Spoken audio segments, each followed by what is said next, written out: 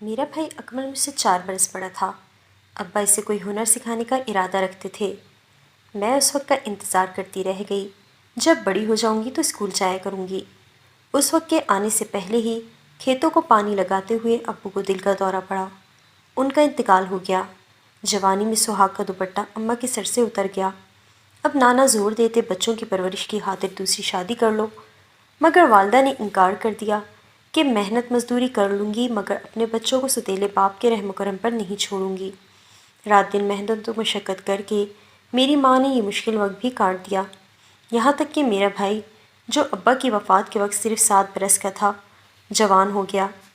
جس روز ابا فوت ہوئے، اس کے 1 ماہ بعد ایک پڑوسی بلال چاچا نے اس کو اپنے بیٹے کے ساتھ اسکول میں داخل کرا دیا۔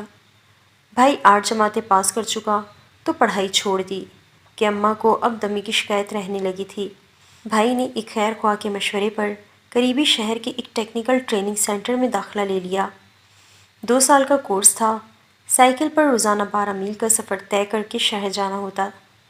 اکمل نے ہمت نہ ہاری، مزدوری کے ساتھ ٹیکنیشین کا ڈپلومہ حاصل کر لیا، لیکن پھر بھی شہر میں نوکری نہ ملی۔ انہی دنوں جب مایوسی نے ہمارے دلوں پر قبضہ کر رکھا تھا، ایک روز اکمل خوشی سے گھر لوٹا۔ کہنے لگا، ابا کے ماموزاد کا بیٹا سلیم دبئی سے آیا ہے۔ میری آج اس سے ملاقات ہوئی ہے۔ وہ چند ویزے بھی لایا ہے، انہیں فروخت کرے گا۔ اگر پیسوں کا بندوبست ہو جاتا تو میں اس سے ویزے کی بات کرتا۔ وہ بڑی امید سے سلیم کے پاس گیا، لیکن وہ گھر پر نہ تھا۔ اس کے بھائی کو پیغام دے کر آ گیا کہ آ جائے تو مجھ سے ضرور ملے، بات کرنی ہے۔ اگلے دن دوپہر سے ذرا پہلے سلیم آ گیا۔ دروازہ کھولا تو بھائی کا خوشی سے چہرہ کھل اٹھا۔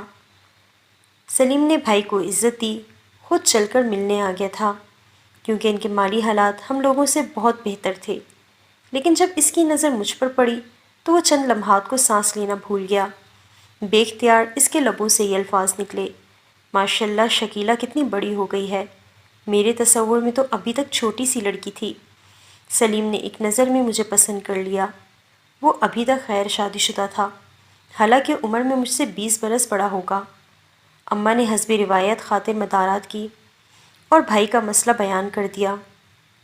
سلیم نے میری امی سے کہا، ممانی فکر کیوں کرتی ہو؟ اکمل میرے چھوٹے بھائیوں کی طرح ہے، ویزے اور پیسوں کی آپ فکر مت کریں۔ 1 ماہ بعد دبئی جانا ہے، اسے ساتھ لے جاؤں گا۔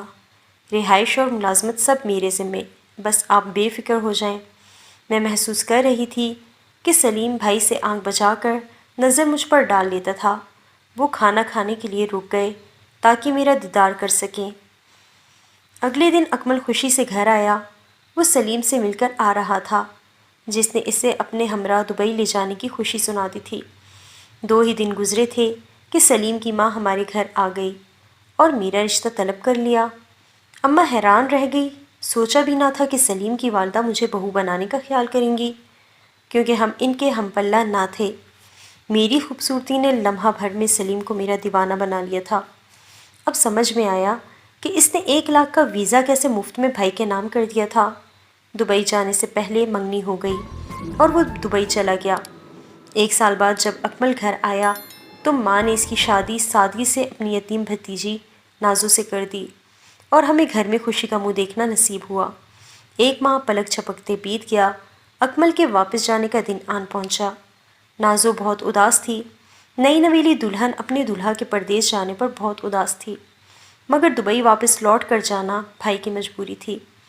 سال بھر میں جو کمایا وہ شادی پر خرچ ہو گیا۔ ادھر سلیم کے والدین نے میری رخصتی کا کہنا شروع کر دیا۔ طے پایا کہ سلیم 6 ماہ بعد جب دبئی سے لوٹے گا تو میری رخصتی اس کے ساتھ کر دی جائے گی۔ ان دنوں موبائل کا رواج نہ تھا اور گاؤں میں فون بھی کسی کے گھر نہ تھا۔ سارا کام خط و کتابت سے ہوتا۔ نازو کو بھائی باقاعدگی سے خطوط لکھتے تھے اور وہ مجھ سے پڑھوا لیا کرتی۔ میں پڑھ تو لیتی تھی، لکھنا مجھے نہیں آتا تھا۔ تب اماں چاچا بلال کے گھر جاتی اور ان کے بیٹے مہردین کو بلا لاتی، جو خط پڑھنے اور جواب لکھنے کا فرض ادا کرتا۔ اس زمانے میں پڑوسی بھی کسی کام سے انکار نہ کرتے تھے۔ مہردین بھائی کا ہم جماعت ہی نہیں، ہمارے لیے سگے بھائیوں جیسا تھا۔ ماں اسے اپنا دوسرا بیٹا کہا کرتی تھی۔ بھائی کے دبئی جانے کے بعد مہردین ہی ہمارے گھر کے سارے کام کر دیا کرتا تھا۔ نازو بھائی مہردین سے وقتاً فوقتاً خط تحریر کرواتی۔ میری شادی ہو گئی، چند دن سسرال رہ کر میں سلیم کے ساتھ دبئی آ گئی۔ تب بھابھی اور بھی زیادہ اداس رہنے لگیں، بے چین ہو کر جلد مہردین سے شوہر کو محبت نامے لکھوا کر بھجوانے لگی۔ ایک دن مہردین ہمارے گھر آیا، امی گھر پر نہ تھیں۔ بھابھی کو خوشخبری سنائی کہ تمہارا ویزا بن رہا ہے اور تم کو جلد دبئی بلوا لے گا۔ مجھے تمہارے پاسپورٹ بنوانے کا کہا ہے، تمہاری فوٹو درکار ہے، جب پاسپورٹ بن جائے گا تو ویزا بھی لگ جائے گا۔ میرے پاس کوئی فوٹو نہیں ہے، کبھی نہیں کھنچوائی، بھابھی نے بتایا۔ گاؤں میں کوئی فوٹوگرافر کی دکان نہ تھی، اس کے لیے مہردین کے ہمراہ بھابھی کو شہر جانا پڑتا، لہٰذا اس نے یہ حل نکالا کہ دوست سے کیمرہ مانگ کر لے آیا اور کہا کہ گھر پر ہی تمہاری فوٹو بنا لیتا ہوں۔ امی جان پرانے خیالات کی تھیں، نازو نے سوچا کہ یہ فوٹو بنوانے نہ دیں گی، لہٰذا ساس سے چوری چھپے مہردین سے تصویر بنوا لی۔ کچھ دن بعد مہردین نے بتایا کہ تمہارا پاسپورٹ بن گیا ہے، مگر ایک شرط پر ملے گا کہ تم میرے ساتھ اکیلی شہر چلو گی۔ بھابھی بیچاری ساس کے بغیر اکیلی مہردین کے ہمراہ شہر جا نہیں سکتی تھی، اور مہردین نے ساس سے چھپ کر فوٹو لیے تھے۔ ساس کو یہ بات پتہ چلتی تو وہ بہت ناراض ہوتی کہ میرے بغیر تم نے اکیلی یہ سب کام کیسے کر لیے۔ گاؤں تک جانے کی بات ہوتی تو بھابھی کوئی بہانہ کر کے گھر سے نکل جاتی۔ شہر تو دور تھا اور یہ راز چھپ نہیں سکتا تھا۔ جب بھابھی نے انکار کر دیا تو مہردین کو غصہ آیا کہ مجھے تمہارے کاغذات بنوانے کے لیے کئی طرح کی مشکلات آئیں۔ اب وقت پر پاسپورٹ وصول نہ کیا تو ویزا نہیں لگے گا اور ساری محنت بیکار جائے گی۔ بھابھی کو مہردین کی نیت ٹھیک نہ لگی۔ اس نے کہا کہ مجھے نہیں لینا پاسپورٹ اور نہ دبئی جانا ہے، میرے شوہر کو بے شک خط لکھ دو، میں اسی وقت جاؤں گی جب وہ خود مجھے لینے آئے گا۔ جو میرے فوٹو تمہارے پاس ہیں وہ مجھے دے دو، فوٹو تو تمہارے شوہر نے منگوائے تھے، میں نے اسے بھجوا دیے ہیں۔ اگر فوٹو کے بدلے میری بات مان جاؤ تو نیگیٹو تمہارے حوالے کر سکتا ہوں۔ بھابھی شوہر کی وفادار تھی، وہ اپنے جیون ساتھی سے خیانت کا سوچ بھی نہ سکتی تھی۔ اس نے مہردین کو ٹھکرا دیا۔ مہردین نے اسے دھمکی دی، میں تمہارا پاسپورٹ جلا دوں گا، پھر تم کبھی دبئی نہ جا سکو گی۔ بھابھی نے کہا بے شک جلا دو، میرا شوہر جب آئے گا وہ خود بنوا لے گا، مگر میں پاسپورٹ کی خاطر عزت کا سودا منظور نہیں کر سکتی۔ مہردین ناراض ہو کر چلا گیا۔ اس کے بعد بھائی کے خطوط آئے تو بھابھی نے مہردین سے نہ پڑھوائے اور نہ جواب لکھنے کو کہا۔ یوں بھائی کے خطوط آنا بند ہو گئے۔ امی کو خط لکھوانا ہوتا تو وہ خود چاچا کے گھر چلی جاتی۔ بھابھی نے سوچا کہ جب میری طرف سے جواب اکمل کو موصول نہ ہوگا، خود معلوم کر لے گا کہ میں جواب کیوں لکھوا کر نہیں بھیجتی۔ انہی دنوں میرا چند دن کے لیے پاکستان آنا ہوا، تب اس نے بتایا کہ مہردین مجھے پاسپورٹ بنوانے کا کہہ کر میرے فوٹو لیے تھے، لیکن اماں کو یہ بات نہیں پتہ۔ اس نے شاید پاسپورٹ بنوا لیا، تبھی مجھے کہتا تھا کہ میرے ساتھ شہر چلو تو پاسپورٹ ملے گا، مگر میں ڈر کے مارے اس کے ساتھ نہیں گئی۔ لیکن تم اس بات کا ذکر اپنے بھائی اور خاوند سے مت کرنا، ورنہ اماں کو پتہ چلا تو میری کم بختی آ جائے گی۔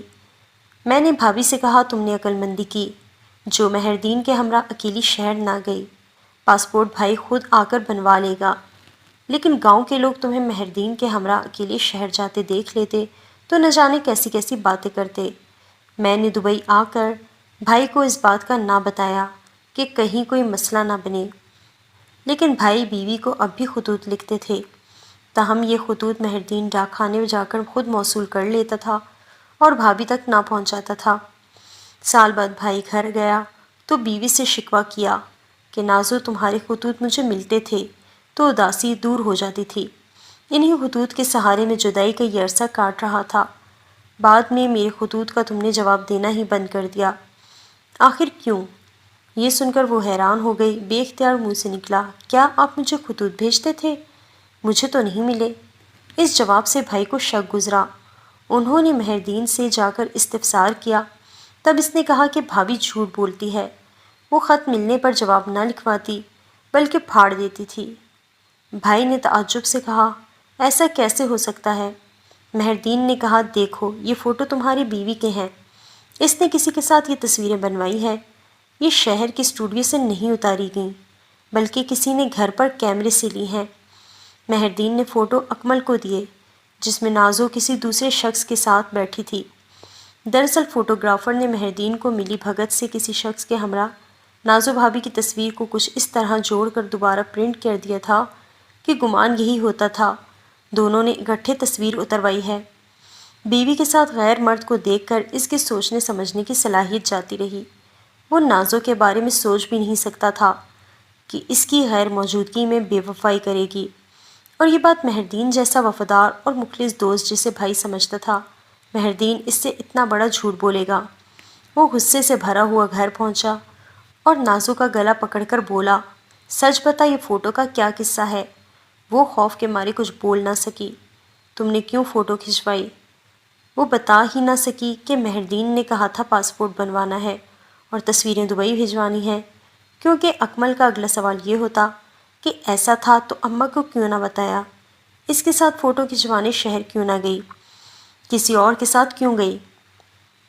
اماں سے چھپ کر یہ کام کرنے کا کیا مقصد تھا اور اس معاملے میں رازداری کا کیا مطلب تھا؟ نازو کے لبوں سے ایک لفظ نہ نکل سکا۔ بھائی نے اپنے دونوں ہاتھوں سے اس کا گلا دبوچا ہوا تھا۔ اس گرفت کا زور بڑھتا ہی گیا، یہاں تک کہ اس کی آنکھیں ابل کر باہر آ گئیں اور سانس رک گیا۔